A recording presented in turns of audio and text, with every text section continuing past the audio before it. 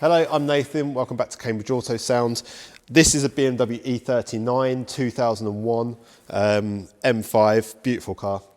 This came in because as good as this car is a nice manual gearbox, V8 engine, the infotainment system leaves a bit to be desired by modern standards. People these days just want to be able to jump in, connect your phone, maybe have TomTom, Waze, Google Maps, whatever you want on your CarPlay, and a bit of decent sound. I'll show you in a minute the amount of equipment we actually took out of this car, because when this came out it would have had some cutting edge TV, integrated kind of sat-nav, hands-free for the phone and all that kind of stuff. It was very clever at the time, but these days there's a lot better stuff out there. I haven't really got any footage at all through the job. This wasn't one I was going to make a video of, but just it came out quite nicely, and to be honest, I haven't made a video for a little bit. I know it's another BMW, we do a lot of BMWs, I like BMWs, so it's always nice to work on one, and the platforms are fairly generic or kind of formulaic for the newer cars. This obviously was before all that, so you haven't got the speakers under the seats. Let me show you what I've done anyway, that's probably the easiest way about it. It's going back to the customer tomorrow, the transporter's coming to pick it up, and he's bringing us another car to work on as well, so that's always nice. Anyway, E39 BMW, let me show you all about it. First of all, actually, let me show you in the messy room. So this was the head unit that came out of it. It wasn't touchscreen, I don't think, but it was the sat-nav. I think this was like the highest level you could have. That tilted forwards, and it actually had a tape deck behind it, but there wasn't any way of Bluetoothing your phone at all. You had a multi-CD changer, that didn't work. You also had this module that was like stuck on the bottom of the CD changer.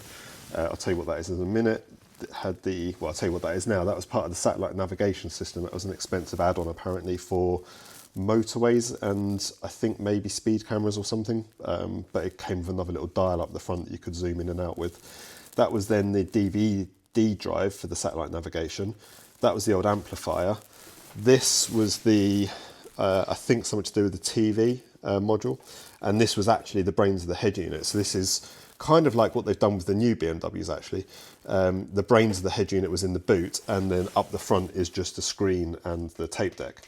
I'll tell you why that was annoying shortly.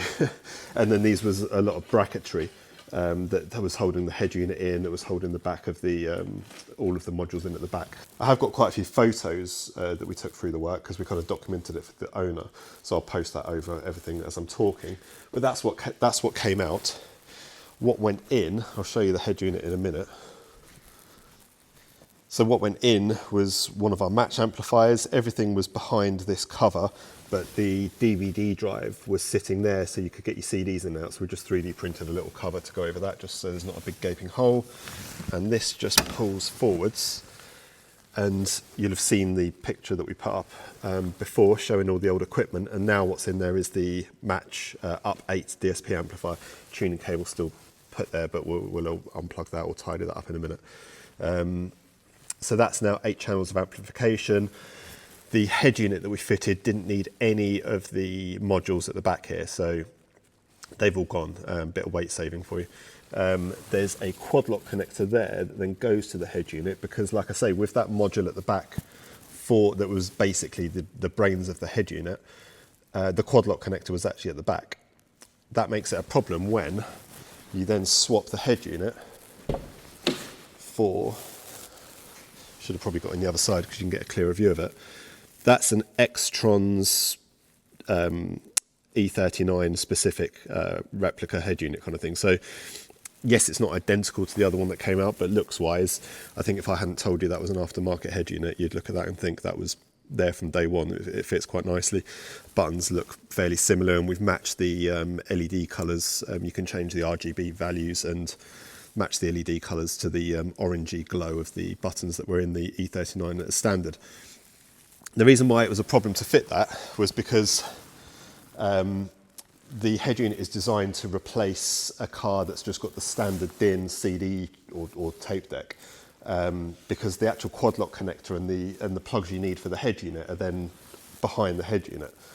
The Extrons comes with the loom that you plug into the BMW system and then goes into the back of the X-Trons, but it's only about kind of 20, 30 centimetres long, 20 centimetres long. It's not long enough to get all the wires from the boot to the front. So what we did was took that apart, chopped it, and then extended. I think it was about 11 wires in the end. We needed to extend 4.5 metres or so down the car so that it can plug into the back and then have all the plugs at the back of the X-Trons unit to plug that in. We also needed to extend the FM aerial lead, and I think that was it. So yeah, that looks great. I'll turn it on shortly. I don't want to turn it on now because it will probably disconnect my phone or stop me recording because my phone's still connected to it. Let me show you a bit more of a close-up of that. I have got some photos as well. Still got the screen protector on. It was a little bit tricky trying to get it to sit nicely in there. The piece of, a couple of bits of metal that they call a bracket that it comes with are, yeah, I've seen cigarette paper that's got more structure to it. And it kind of didn't quite sit nicely in the hole, so it's needed a bit of manipulation and mucking around with, but it's there now. But yeah, it looks nice. And that gives you Apple CarPlay or Android Auto wirelessly. So as soon as you turn the car on, it fires up. Maybe it takes 10, 15 seconds or so just for it to link to the Apple CarPlay. And then you've got all your modern maps. All you really need then is volume. It's got a lot of buttons on here. A lot of these do the same thing because obviously they just made the buttons so it looked like it fitted in with the car, but like I say, all you really need is a volume button and maybe a home button, and the rest is on the touch screen. So for instance, you can turn that dial to skip the track forwards, you can press that to skip the track forwards, and I think there was one over here, there we go, you can press that to skip the track forwards as well, or there's buttons on the screen to skip the track forwards. We've also integrated it to the steering wheel, so you've got, yeah, so that's your volume, that's your track skip that works on the steering wheel, and obviously it go through the CAN bus module or adapter that comes with this head unit. That seemed to work pretty well actually, pretty seamless. Even gives you icons when you open the door, it shows you that the door's open. And the trip meter for like the MPG and the fuel that was on the head unit, there's now a screen on here that displays that, so I'll show you that shortly. We put a rear view camera in as well, so when he goes into reverse, you can see behind him. So just a simple, but again, it's nice to have a bit of modern technology on an old car like this. So then, the other nice thing actually that I haven't said about is that head unit gives you a fibre optic output, very rare actually on head units. But that gives a fibre optic output that then we send back down here to the amplifier. So 8 channels of amplification. We've got an active three-way front end actually. There were tweeters, mids and mid basses in this car. I call them mid basses, they were very small. But that was nice, so we could pick up an active 3-way front end, and then we've used 2 channels for the rear speakers, which we've moved a little bit as well. We have also got an output for something else, I'll show you that in a minute. I'll overlay pictures. In the front door we've got a tweeter, a mid, it's only a little 2-inch dome, and then a 5-inch mid bass that's in a plastic enclosure. So we've replaced the tweeter and the mid bass, but we've left the OEM little dome because it fits perfectly in that little hole. I think to swap that with anything would have been too much work behind the door card. I should say as well, this wasn't a big multi-thousand-pound audio job. This was, I think this came in about £2.5, under £3,000, which for all the bespoke work which we've done to it, which you'll see as well in a minute, I don't think was too bad. But this wasn't a kind of a no limits audio change of going for the most expensive speakers and doing everything. This was just get it working, get it functional, make it sound nicer, because ultimately this isn't going to be an everyday car. This is going to be an occasional use car, isn't it? But at least now we can jump into it, use it, and it sounds pretty good. So we have, yeah, like I say, we've kept that speaker OEM, but I thought it was important to carry on using it because if you've got a 3-way up front, it's better to use it than not, because otherwise you end up with a bit of a dip in the response between those 2 speakers. So that just fills in a bit of your vocal performance. I'll overlay all the pictures. That's the little small 20mm Compose i3. That's the 5-inch Compose i3, and then like I say, that's the original one. In the rear, we did have a little tweeter in the front door, which we're not using because that's very close to the driver's ear and of marginal benefit to a rear passenger.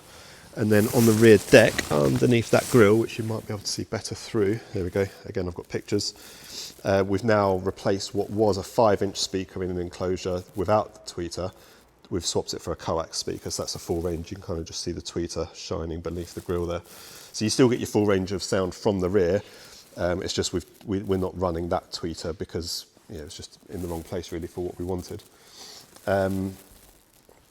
5-inch speaker in a door doesn't give the best mid-bass performance. So to help everything out, we have, let me just lift this back up again. You've probably not even noticed it so far, which is a good thing. And it's quite dark, but that is a subwoofer. That's the Hertz DBA 201F, the flat subwoofer, on a board and some 3D printed brackets that we've made, bolted to the underneath of the parcel shelf and firing through a hole that we've made in the parcel shelf. So you can't see anything from the cabin, especially with the glare, you can't see anything, but trust me, there's nothing that you can see from the cabin side. It's hidden under there. We haven't cut a hole in the carpeted parcel shelf, but we've modified the metal work. Now the reason I did that is because you could actually, from new, although I think we've got about 4 or 5 of these here at AutoStore.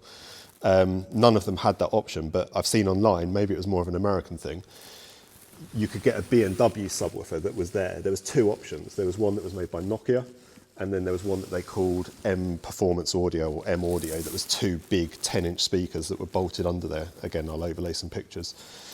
And there is like a stamped metal mark in that metal parcel shelf of where it just presses out. It was kind of spot welded in with a couple of little spot welds. So we didn't really need to cut, but there are marks where the other speakers would play through that parcel shelf. So the theory was there from BMW. The theory was that obviously it's strong enough, hopefully, to not create loads of resonance. The speakers were under there, they were hidden. It still gave you plenty of access to the boot. So I thought, well, let's try and replicate the same thing ourselves. Let's put a subwoofer under there that's hidden away, that still gives support to those front speakers and to the little rear 5-inch speakers. Okay, it's not going to be crazy kind of sub-low moving the hair bass, but it's going to be definitely a good kick. And that's what it does. It helps out the front speakers. It does actually provide some decent sub bass, and it's fairly discreet. We put a little embossed M Audio or M logo on there. So yeah, anyway, I think that's about it. We put DAB aerial in as well. I don't really like DAB aerials, but we hid it at the back here, using an extension cable. So at least it's not on the front screen in your eye line all the time.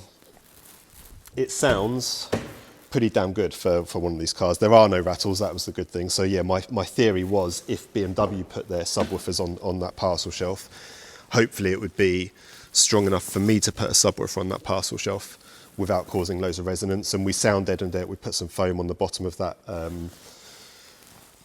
parcel shelf that goes back in there. And yeah, it's when you mute everything and just play the subwoofer, there's some slight resonance, but I think you get that in every car. And I think a lot of that's actually coming from the air flaps in the boot that are kind of down here under the bumper that, oh, you can't see that, but in this area on the inside of the car, on both sides, there's usually these little flaps that mean that when you kind of open and close the door, you don't get a vacuum inside and gives you that funny ear popping. But I think it's those that are flapping around and vibrating slightly. Look at this, cool. I think he's got the handset to go in there actually. But again, that's very of this era, isn't it? Like a corded phone that you could have in there. Every single time I make one of these videos, I think I must make it more professional, and then I end up walking around with my phone shaking around, probably giving you motion sickness, so apologies about that. Yeah, not the most in-depth video, different platform to the current BMW generations that we do, but it just shows that we can do something on the older generation. Just got to think a little bit more outside the box on it. So if you've got an older car and you're looking to change or upgrade the audio to this level or something higher or lower, give us a shout. Details are all on the website or links in the description. Thanks very much, and we'll see you in the next video.